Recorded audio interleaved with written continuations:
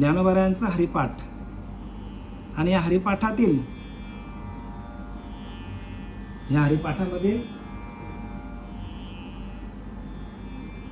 अभंग क्रमांक 3 त्रिगुणासार निर्गुण हे सार, सारासार विचार हरिपाठ. सगुण निर्गुण गुणाचे अगुण, हरिविन मन व्यर्थ जाय. अव्यक्त निराकार नाही ज्याकार, जेतून चराचर हरिसी भजे. ज्ञानदेव ध्यानी रामकृष्ण म्हणे, अनंत जन्मोनी पुण्य होय. ज्ञानोबारायांचे हरिपाठातील अभंग आणि त्यातील अभंग क्रमांक 3 आणि पहिल्या चरणावर मी तुम्हाला विवरण मागच्या वेळेला दिलेलं आहे. आता सगुण निर्गुण गुणाचे अगुण, हरिविन मन व्यर्थ जाय. सगुण निर्गुण गुणाचे अगुण, सगुण निर्गुण अगुण, असं ज्ञानोबा आपल्याला फिरून फिरून काय सांगतात. भगवंत कसा आहे, भगवंताला आपण जाणून कसं घ्यायचं, आणि तो आपल्याकडेच आहे. भगवंत कुठे आपल्या जवळच आहे आणि आपल्याला त्याची ओळख नाही होत. आणि ती ओळख होण्यासाठी ज्ञानोबाराने हरिपाठाचे अभंग, नामसूत्रबद्ध ग्रंथ, नामाचा सूत्रबद्ध ग्रंथ ज्ञानोबाराने लिहिला आहे.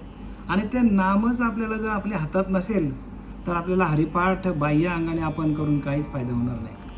हरिपाठ अंतरंगाचा विषय आहे. कारण हरी भरला घनदाट, हरी दिसे म्हणजे काय, सगळीकडे हरीच भरलेला आहे आणि तो घनदाट भरलेला आहे, जिकडे तिकडे तोच भरलेला आहे. पण तोच करण्यासाठी आपल्याला त्याचीच कृपा व्हावं लागेल. हरीची कृपा झाली तरच आपल्याला हरिपाठ कळेल. अन्यथा नुसतं हरिपाठ वाचून दाखवणं, हरिपाठ म्हणणं म्हणजे हरिपाठाची उजळणी नाही बरं का. हरिपाठ म्हणजे काय, पाठ म्हणजे अभ्यास, म्हणजे त्या हरीचाच अभ्यास करायचा. हरी हाच आपला काय आहे, भगवंत आहे.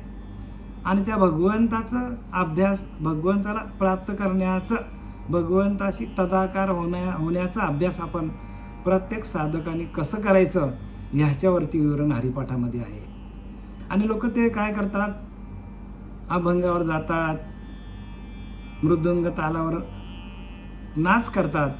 करू नाही का, पण त्याचा अर्थ कळून घ्या. कारण अर्थाविन पोथी, नाकाविन मोथी, अर्थाविन पोथी. वाचून काय फायदा आहे का, काही फायदा. अर्थच जर कळला नाही तर मग निरर्थक होतो. आणि म्हणून ज्ञानोबारायांनी आपल्याला या हरिपाठाचं विवरण, हरिपाठ हा एकमेव ग्रंथ आहे ज्ञानोबारायांचा, पण त्याचा अर्थ करण्यासाठी आपल्याला अंतर्मुख व्हावं लागेल. अंतर्मुखातून लोक बाहेर खूप पळतात, सगळीच पळतात. प्रत्येक माणूस हा बाहेरच पळतो. ह्या तीर्थाला जा, त्या तीर्थाला जा, ह्या त्रिवेणी संगमाला जा, त्या त्रिवेणी संगमाला जा, ह्या मंदिरात जा, त्या मंदिरात जा. बाहेर पळणं खूप सोपं आहे, पण आतमध्ये परमात्मा व्यापक भरलेला आहे. आणि त्याच्याशी एकरूप होऊन त्याच्या आनंदस्वरूप अवस्थेमध्ये जाणं म्हणजे भक्ती आहे. आणि हे कोणी सांगत नाही, कोणी करत नाही. म्हणून समर्थांनी स्पष्टपणे लिहिला, अंतर्निष्ठ तितकेच तरले, अंतर्भ्रष्ट तितके बुडाले. म्हणजे ज्याने अंतःकरणावर भाव ठेवला, ज्याने अंतःकरणामध्ये भगवंताचं ध्यान केलं आणि अंतरीच्या अंतरात्म्याशी एकरूप झाला, तितकेच तरले. अंतर्निष्ठ तितकेच तरले, तितकेच तरले. बघा, तेवढेच तरणार आहेत. आणि अंतर्भ्रष्ट तितके बुडाले. म्हणजे एका अंतरीच्या अंतरात्म्यापासून जे लांब गेले ते बुडाले. म्हणजे लक्ष 84ला गेले. एवढा स्पष्टपणे रामदास स्वामींनी लिहिलं आहे. आपल्याला त्याचा अर्थ कळाला तर बघा, नाही तर कसं आम्ही तुम्हाला सांगतो पण ते तुम्हाला कळत नाही. याचं कारण काय, तुमच्याकडे अनुग्रह नाही, तुमच्याकडे प्रबोधाचं चिंतन नाही. जे दत्त महाराजांनी जपलं जे ब्रह्मादेवाने जपलं, जे आत्रींनी जपलं, ज्याचा उपदेश आत्रीने घेतला ब्रह्माकडून, आत्रीने उपदेश कोणाला केला? दत्त महाराजांना केला. दत्त महाराजांनी कोणाला केला? नारायण जालवणकर, लक्ष्मण, बलभीम या उपदेशाच्या माध्यमातून हा ज्ञान आपल्याला प्रगट होतो. आणि ज्यांच्याकडं हे परंपरा नसेल त्यांना हे ज्ञान कळणार नाही, अजिबात कळणार नाही. आणि आपण जरी त्यांना सांगायला गेलो तरी आपण मूर्ख ठरू. का? कारण त्यांनी लिहिले, क्रोधी अविश्वासी त्याशी हा बोध सांगू नये. जे क्रोधी आहेत, ज्यांचा विश्वास नाही नामावर, त्यांना हे ज्ञान सांगायचं नाही म्हणून आपल्याला वॉर्निंग दिली. आपण त्यांच्या मागे लागलो तर आपला वेळ फुकट जाईल. दुसऱ्या एका दृष्टीनं सांगितलं आहे की स्वामी तुझी कृपा न होता कोट्यानुकोटी साधने ती वृथा, तुझी कृपा झाली अच्युता भवव्यथा स्पर्शेना. नाथ भागवत सांगतो आपल्याला, स्वामी तुझी कृपा न होता, देवा तुझी कृपा जोपर्यंत होत नाही तोपर्यंत कोट्यानुकोटी साधने जरी केली, व्रत केले, हवन केलं, यज्ञ केले, वैकल्य केले, जप केला, तप केला, तरी पण भगवंताची प्राप्ती होत नाही. कारण तुझी कृपा झाली अच्युता. भगवंता तुझी कृपा जेव्हा होते त्यावेळेलाच आपल्याला देवाची कृपा झाली तरच देव कळणार आहे.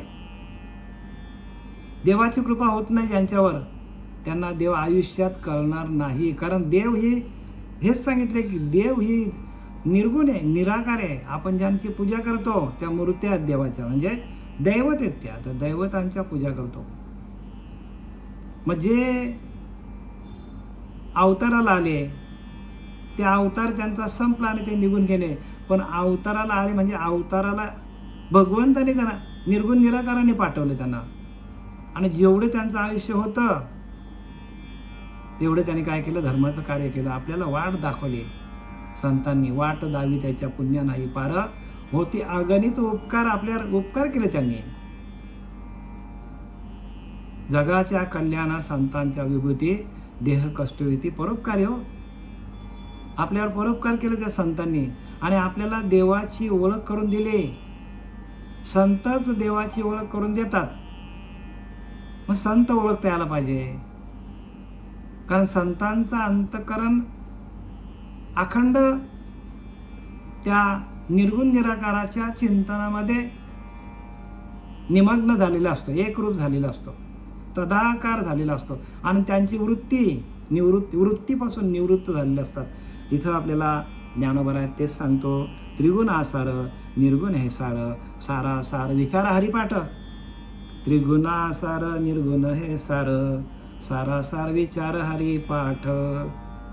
सगुण निर्गुण गुणाचे आगुण, हरिविन मन व्यर्थ जाय. काय सांगतात? 3 गुण आहेत. हे 3 गुणच माणसाला जन्माला घालतात. रजगुण, तमगुण, सत्वगुण. आणि त्रिगुण हे आसार सांगितलं आहे. 3 गुणच आसार आहेत. कारण 3 गुणांच्या गुण ज्या वेळेला बाद होतील, आपल्यातनं गुणांचा आपल्याला विसर पडेल, त्यावेळेला आपण कोणतेच गुण आपल्याकडे नसतील, त्यावेळेला प्रत्येक माणूस हा निर्गुण होईल, म्हणजे कुठलेच गुण नसणार त्यांच्याकडे. आणि ज्यावेळेला कुठलेच गुण नसतील त्यावेळेला आपणच परमात्मा स्वरूप आहोत. कारण भगवंताची व्याख्या काय? निर्गुण, कुठलेच गुण नाही. मग त्या त्रिगुण आसार म्हणजे त्रिगुणांना बाजूला काढायचं आणि निर्गुण सार म्हणजे निर्गुणाला धरायला पाहिजे. म्हणून जाणीजे परमात्मा निर्गुण, तयाशीच म्हणजे ज्ञान, त्या वेगळ्या अज्ञान सर्व काही. स्पष्टपणे आपल्याला समर्थ रामदास सांगतात, जाणीजे परमात्मा निर्गुण. परमात्मा निर्गुणच आहे, कुठलेच गुण नाही परमात्म्याकडे.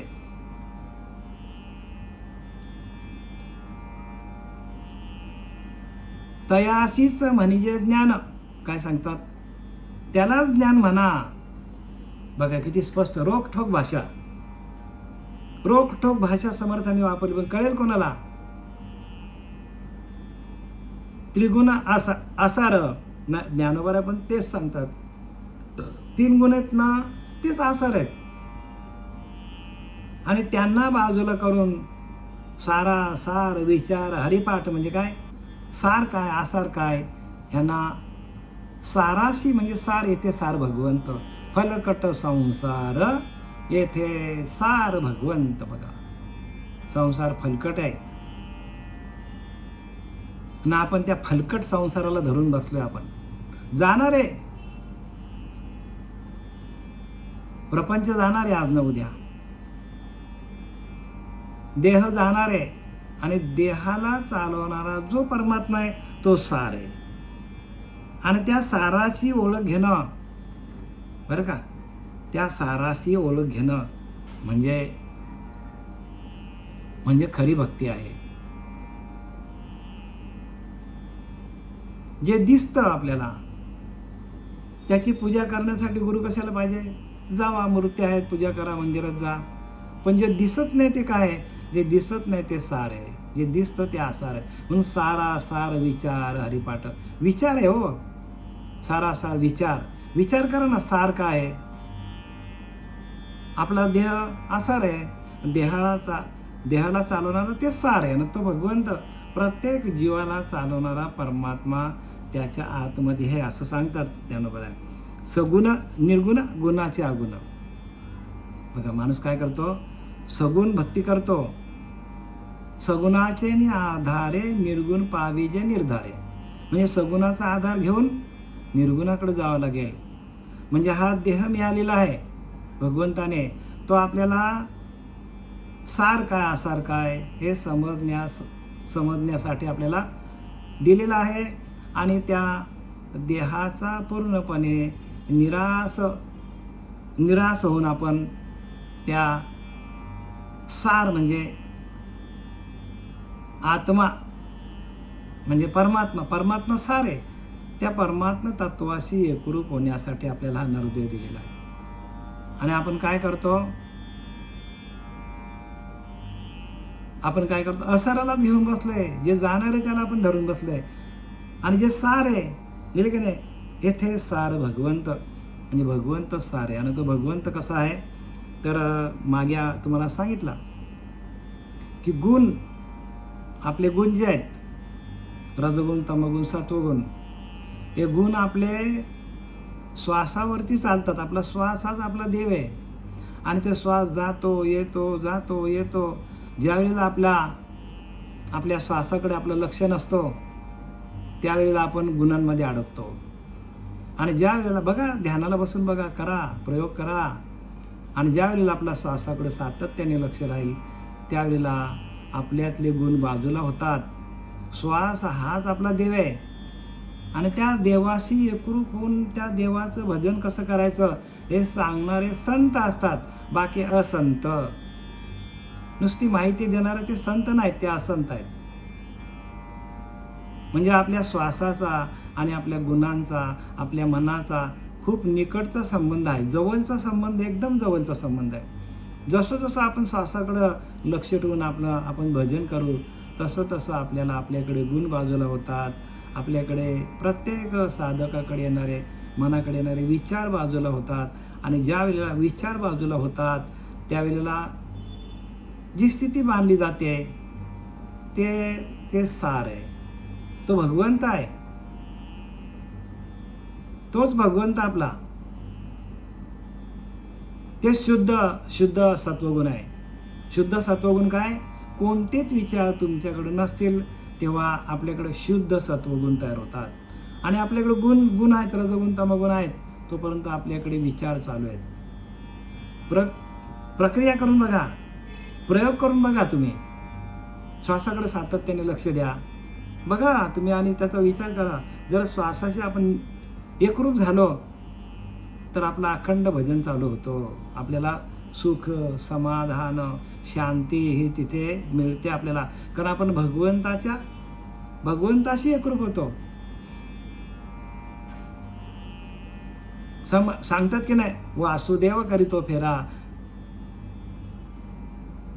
वाड्या आत बाहेर दारा, काहीतरी दान पुण्य करा, जाऊन द्याल तर जातो माघारा. काय सांगतात, वासुदेव म्हणजे आपला जो श्वास जातो येतो, फेरा चालू आहे अखंड.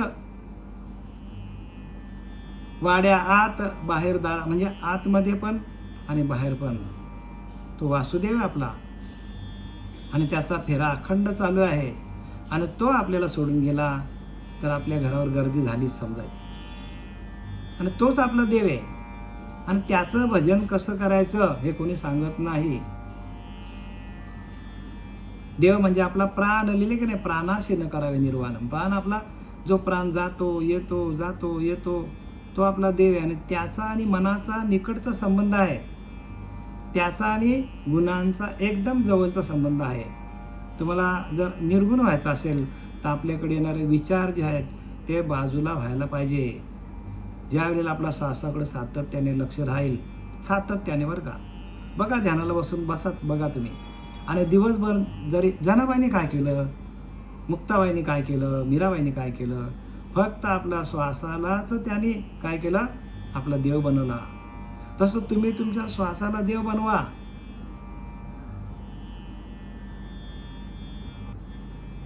माझेने श्वासोश्वासाने माझेने श्वासोश्वासाने निमिष निमिषतेचा व्यापार, तेथेच मी घर बांधले, नाथबाबा सांगतात.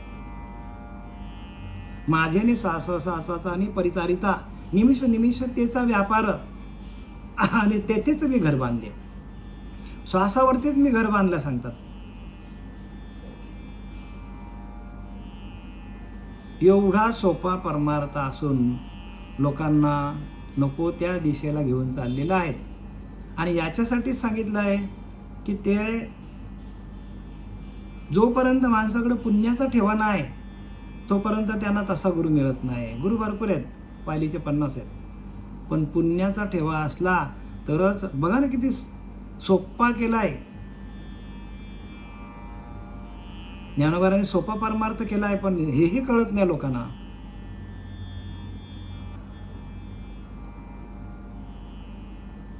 म्हणून अर्थ लोपली पुराणे आणि नाश केला शब्द ज्ञाने. तुकोबारांत आम्ही वैकुंठवासी आलो याच कारणाशी, बोलिले जे ऋषी साच भाव वर्तावया, झाडू संतांचे मार्ग आडराने भरले जग. सगळीच आडरानाला गेले, संतांच्या मार्गाला कोणी नाही. आम्ही मूळचे वैकुंठाचेच, पण याच कारणासाठी आलो. बोलिले जे ऋषी साच भावार्थ, म्हणजे ऋषीमुनींनी जे ज्ञान आपल्याला खरं खरं सांगितलं आहे ते खरं खरं तुम्हाला सांगण्यासाठी आमचा जन्म आहे. तुकोबाराया, ज्ञानोबाराया, नाथ महाराज, ज्ञानोबाराया, बरं का, मीराबाई, हे सगळे संत आहेत. सेना न्हावी, सगळे संत जे आता आपल्या महाराष्ट्रामध्ये आलेले आहेत, आता आहेत ते, बरं का, होऊन गेले म्हणायचं नाही, आहेत. संतांना कधी होऊन गेलं म्हणता येत नाही, होते असं म्हणायचंच नाही, आहेत. कारण त्यांचा ज्ञान अमर आहे, त्यांचा ज्ञान प्रत्येक जीवाकडे आहे. प्रत्येक जीवाचा उद्धार करणारा ज्ञान त्यांच्याकडं आहे.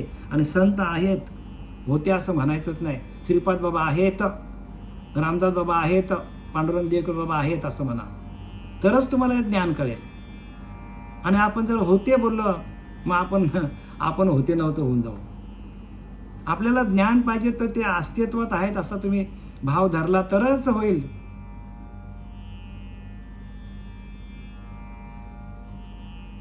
म्हणून भाव धरून वाचावे ज्ञाने धरून. काय लिहिलंय, त्या संतांवर आपला भाव पाहिजे. आणि संतांना सोडून लोक सगळे आडमार्गाला चालत. झाडू संतांचे मार्ग आडराणी भरले जग, उच्छिष्टाचा भाग शेष उरला तो शेवू. अर्थ लोपली पुराणे, म्हणजे या पुराणामध्ये अर्थ लपून ठेवलेला आहे ज्ञानोबारांनी, तुकोबारांनी, पण नाश केला शब्द ज्ञाने. शब्दाने नाश झालाय.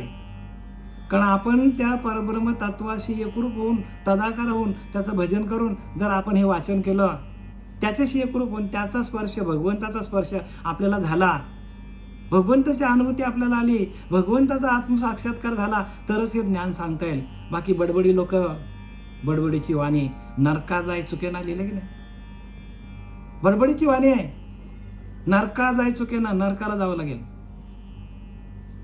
आणि म्हणून खरं ज्ञान जे आहे ते कोणी सांगत नाही. आणि खरे ज्ञानाचे पारखे फार कमी लोक आहेत. आपले भाग्य आहेत की आपल्या जीवनामध्ये श्रीपाद बाबा, रामदास बाबा, नारायण बाबा, पांडुरंग दिवेकर बाबा आपल्या जीवनामध्ये आले, नाही तर आपल्याला हे ज्ञान कळालं नसतं. आम्ही भाग्यवंत आहोत आणि आपण भाग्यवंत आहोत, पण प्रत्येकाने समजून घ्या काय सांगतो ते. तरी पण वेड्यासारखे काही लोक वागतात, असं वागायला नाही पाहिजे. कारण संतांचं जे शब्द आहे ते परब्रह्मच आहे. ते बाकीचे ज्यांच्याकडे प्रगट नाही त्यांच्याकडे भरपूर शब्द आहेत आणि ते लोक काय करतात, त्या शब्दांनी लोक खिसे भरल्यात, पदर भरले संपूर्ण. त्याच्याने तुम्हाला काय मिळणार नाही. ज्यांच्याकडे नाम साधन आहे अशाच माणसांचं घ्या. नाम संकीर्तन लिहिले की नाही, साधन पाय सोपे जळतील पापे, जन्मांतरीची पाप जळून जातील.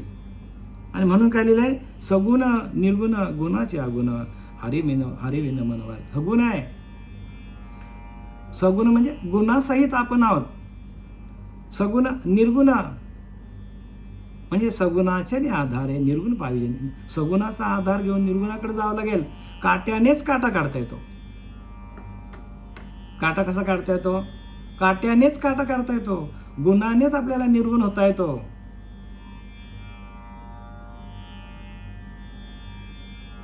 आणि एकदा का आपले गुण गेले, जसा एखादा काटा काढला आणि आपण तो काटा काढला, आपण काटा खिशात ठेवतो नाही का, आपल्या पायाला काटा टोचला आणि आपण तो काढला आणि मग काढलेला छोटा काटा फेकून दिला आणि ज्याच्याने काढला तो आपण खिशात ठेवतो का?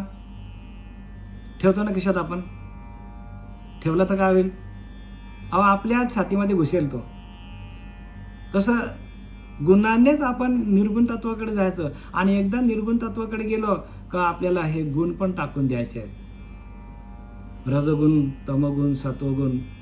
रज तम सत्व आहे ज्याच्या अंगी, याच गुणी जगी वाया गेलं. आता जे काही भानगडी चालल्या सगळ्या, लोकांची पटत नाही, एकमेकांचा द्वेष करतात, एकमेकांचा हेवादेवा करतात. हे कशामुळे करतात? कारण ते गुणाने लिप्त आहेत. त्यांच्याकडे गुण भरपूर आहेत आणि हे गुणच माणसाला जन्ममृत्यूच्या चक्रामध्ये अडकवतात. कुठलेच गुण नाही पाहिजे माणसाकडे, कुठलेच गुण नाही पाहिजे. म्हणून संकल्पने काढले, जयाचे मनाचे चैतन्य झाले, ते एक देशी परी व्यापले. लोकत्रिय म्हणजे काय? ज्ञानोबा काय सांगतात, तैसे संकल्पने काढले म्हणजे माणसाकडे येणारे संकल्प विकल्प बाद करून टाका, ठेवू नका. जयाचे मनाचे चैतन्य झाले. चैतन्य म्हणजे शुद्ध सत्वगुण. आणि त्या शुद्ध सत्वगुणाकडे आपण गेल्यानंतर, आपण त्याच्याशी एकरूप झाल्यानंतर अखंड भजन चालू होतो. जयाचे मनाचे चैतन्य झाले, एक देशी परी व्यापले. तिन्ही लोकांना व्यापून टाकणारा असं माणसाचं मन तयार होतं. आणि म्हणून त्रिगुण आसार आहेत आणि निर्गुण हेच सारे. पण निर्गुण तत्वाकडे जाण्यासाठी आपल्याच आतमध्ये कोणतेच गुण नसले पाहिजे. आणि गुणच काय करतात आपल्याला?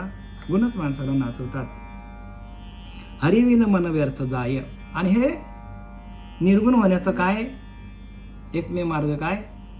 हरिविन मन व्यर्थ जाय म्हणजे हरिरूप व्हायला पाहिजे,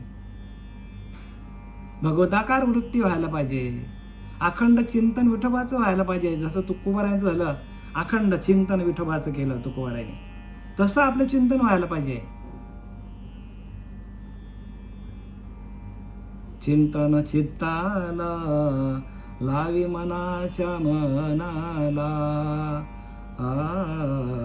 चिंतन चित्ताला लावी मनाच्या मनाला. बघा, चिंतन व्हायला पाहिजे, चिंतन चित्तामध्ये जायला पाहिजे. म्हणजे भगवंताचं अखंड नामस्मरण व्हायला पाहिजे. हरी विन मन व्यर्थ जाई. एक आपल्याला हरी कळला नाही तर सगळं व्यर्थ जाणार आहे. अव्यक्त निराकार नाही जे आकार, जेथून चराचर हरीसी बाजे. आता काय सांगतात? भगवंत अव्यक्त आहे, निराकार आहे. भगवंताला आकार नाही आणि आपण आकाराची पूजा करतो आणि आपण व्यक्त करून सांगतो. एखादी गोष्ट आपण व्यक्त करून सांगतो. भगवंताचं ज्ञान व्यक्त करून सांगता येत नाही. भगवंताचं ज्ञान आपण स्वतः त्याच्याशी एकरूप तदाकार होऊन आपण त्याचं भजन करणं हेच भगवंताचं ज्ञान. सांगणं म्हणजे ज्ञान नाही. सांगतं म्हणजे दवंडी पिटलणे. लोकांनी शिकावं, लोकांना कळावं. श्रवण भक्ती व्हावी. भगवंताचं ज्ञान, भगवंताशी एकरूप होऊन त्याचं भजन करणं, भजनानंदामध्ये जाऊन आपला आनंद लुटणं, हाच भगवंताचं ज्ञान आहे. ह्याच्या पलीकडं ज्ञान भगवंताचं नाही आहे. दुसऱ्याला सांगणं म्हणजे ज्ञान नाही आहे. प्रत्येकाने अनुभव घेऊन त्या अनुभव काय आहे? अनुभव हाच ब्रह्म आहे. त्या अनुभवरूपी ब्रह्मामध्ये आपण जाऊन त्याच्याशी एकरूप होऊन त्याचं भजन करणं म्हणजे ज्ञान आहे. दुसऱ्याला सांगणं म्हणजे ज्ञान नाही आहे. स्वतः अनुभव घेऊन त्या भजनानंदामध्ये जाऊन अखंड झोपताना, उठताना, खाताना, पिताना, काम करताना, भांडी घासताना, जेवण करताना त्याचं नाम स्मरण अखंड येतो की नाही याची तुम्ही चाचणी करा. तुम्ही सिंहावलोकन करा. तुम्ही तुमच्या अंतरंगाचं परीक्षण करा. आपलं जरा तरी भजन थांबलेलं आहे का बघा. हे सांगतात तिथे हरिपाठ म्हणजे त्या हरीशी एकरूप होण्याचा अभ्यास. पाठ म्हणजे अभ्यास. वृत्ती भगवदाकार होणं म्हणजे हरिपाठ. चिंतन त्याचं अखंड करणं म्हणजे हरिपाठ. गाणं म्हणजे हरिपाठ नाही. पाठ म्हणजे काय? पाठ म्हणजे अभ्यास.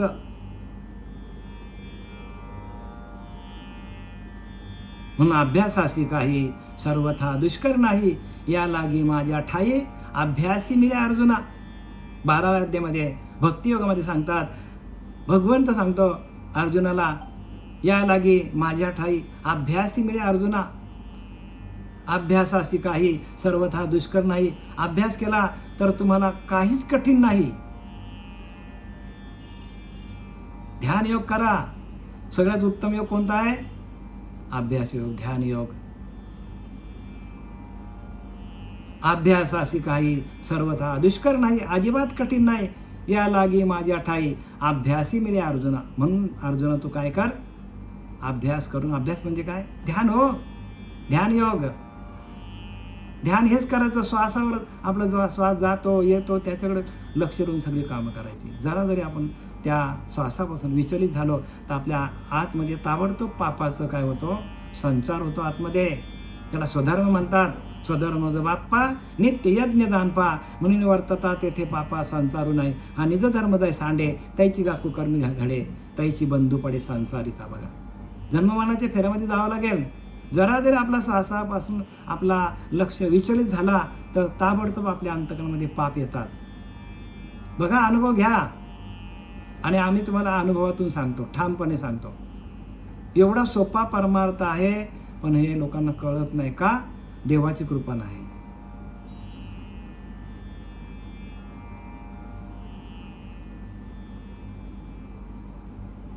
देवाची कृपा झाल्यावर सगळं कळतो. आणि म्हणून ज्ञानवऱ्या सांगतात, आगा सूर्योदय झाल्या, सूर्याची पाहावा धनंजया, माते मी या जाणाव्या. मीच हेतू म्हणजे काय? आगा सूर्योदय झाल्या. अर्जुनाला सांगतात, भगवंत सूर्याचा उदय झाला तर सूर्याच्या प्रकाशातच सूर्याला बघता येतो. तसं माझी कृपा झाली साधकावर तरच माझं ज्ञान त्याला कळतो. भगवंताची कृपा झाल्याशिवाय नाही होत. किती लोक असेच पडल्यात, या मंदिरात जा, त्या मंदिरात जा, या देवाची पूजा कर, त्या देवाची पूजा कर, तीर्थाला जा, नर्मदा परिक्रमा करा, कितीतरी काय किती प्रकारचे करतात. व्रत करतात, वैकल्य करतात, काय करतात. तुझी कृपा झाली अच्युता, भवव्यथा स्पर्मा. स्वामी तुझी कृपा नव्हता, कोट्यानुकोटी साधने ती वृथा. खोटीच सांगतात. तुझी कृपा झाली अच्युता, भवव्यथा स्पर्शेना. भगवंताची कृपा झाली तर तुम्हाला जन्ममरणाच्या फेऱ्यातून मुक्त होता येतो. एवढा सोपा सांगितलाय, पण हे कळत का नाही? याला पुण्य लागतो. म्हणून परमार्थ तो राजधारी, परमार्थाने तो भिकारी लिहिलाय. या परमार्थाची सरी कोणाच द्यावी? अनंत जन्माचं पुण्य जोडे तरीच परमार्थ घडे. आणि मुख्य परमात्मा आतुडे, अनुभवाशी अनुभवले तुम्हाला परमात्मा. या श्वासाच्या माध्यमातून भगवंताची अनुभूती येते. सातत्याने ध्यान करा आणि अभ्यास घ्या. अभ्यासाच्या माध्यमातून हे ज्ञान मिळतं. ध्यान करा, ध्यान योग शिका. ध्यानातून सगळं आहे. एक ध्यान नाही तर ज्ञान नाही होणार माणसाला. अनेक प्रकारची साधने केली तरी पण ते ज्ञान होणार नाही. एक नाम साधन, तोच तुम्हाला एक नाम तारे. एकच तुम्हाला नाम तारणार आहे. एक नाम नसेल तर एक नाम तारी, बाकी सब बेकार आहे. म्हणून नाम नाम नाम आम्ही तुम्हाला 50 वेळा काय 1000 वेळा उल्लेख करतो प्रत्येक प्रवचनातून. नाम संकीर्तन साधन पाय सोपे, जळतील पापे जन्मांतरीची. आणि हे नामावरतीच संपूर्ण हा हरिपाठ आहे. हे नुसतं गाणं म्हणजे हरिपाठ नाही, त्याचा अर्थ घ्या, गुह्यार्थ आहे. आता आपण या सगुण निर्गुण गुणाचे अगुण हरिविन मनव्यर्थच आहे. अव्यक्त निराकार नाही जे आकार, जेथून चराचर हरिशी भजे. ज्ञान ध्यानी रामकृष्ण म्हणी, अनंत जन्मोनी पुण्य भय. आता ही चौथी जी आपल्याला चौथा चरण आहे या अभंगाचा, तो मी तुम्हाला पुढच्या वेळेला सांगणार आहे. झालेली सेवा आपले सच्चिदानंद सद्गुरू श्रीपाद बाबा रामदास बाबा नारायण बाबा नाना बाबा पांडुरंग दिवेकर बाबा यांच्या चरणी समर्पित करीत आहे.